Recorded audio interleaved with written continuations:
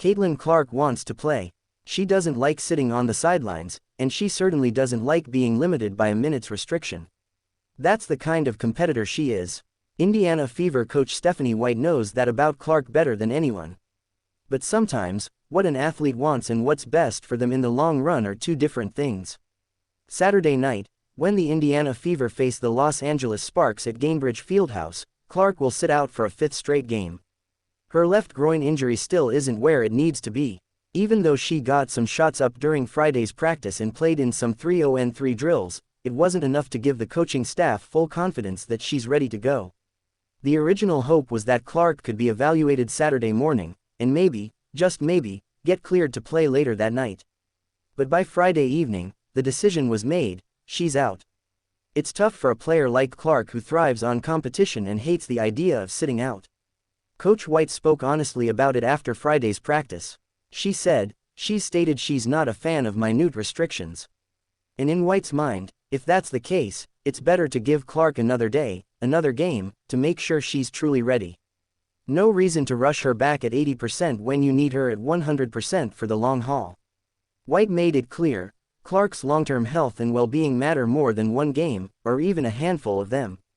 In Clark's absence, the Fever haven't exactly fallen apart. In fact, they've looked sharper than ever. They've won 3 straight games, their longest winning streak of the season. They beat the Minnesota Lynx to win the Commissioner's Cup, then followed that with a gritty win over the Las Vegas Aces, holding them to their lowest point total since 2015. That's not a team limping along. That's a team finding its groove. A big reason for that success: Kelsey Mitchell. She's stepped up in a major way. Over the last 4 games without Clark, Mitchell is averaging 25.8 points per contest. She's playing with confidence, efficiency, and swagger. Earlier this season, her shooting numbers were shaky, just 41.3% from the field through her first 9 games. But lately, she's been red hot, connecting on 52.3% of her shots during this recent stretch. Mitchell is doing what great players do, elevating her game when her team needs it most. And they'll need her again Saturday night. The Sparks are coming to town, and they're not a team to be taken lightly. They'll be the second visitor in what is a crucial 5-game homestand for the Fever. After this stretch, Indiana will head out on the road for 2 games before coming back home to host the WNBA All-Star Game on July 19. These home games matter. They're a chance to build momentum, rack up wins, and keep rising in the standings. But it's not just Clark the Fever are missing. Forward Damiris Dantas has been away from the team as well, competing with the Brazilian national team in the FIBA Women's AmeriCup. And while there was a scare during Brazil's game against Mexico on Friday, Dantas left the game in the first half with what appeared to be an ankle injury. There was some relief shortly after. Roberta F. Rodriguez reported that Dantas actually started the third quarter, and a Brazilian Federation official confirmed the injury wasn't serious.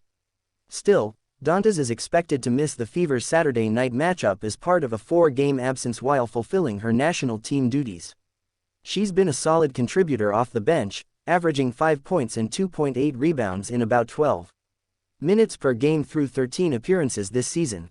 Her size, at 6'4", gives the Fever a different look in the post, and they'll certainly miss that depth against a Sparks team with size of their own. So, when the Fever take the floor Saturday night, they'll be doing so without 2 important pieces: Clark, the rookie sensation who's already become the face of the franchise, and Dantas, the veteran big who brings toughness and leadership. But this Fever team isn't looking for excuses. They've shown in the last week they can dig deep and find ways to win, even when their rotation is stretched thin. The question now is whether they can keep that energy going against the Sparks. They've got momentum on their side. They've got a home crowd behind them. They've got Kelsey Mitchell playing some of the best basketball of her career.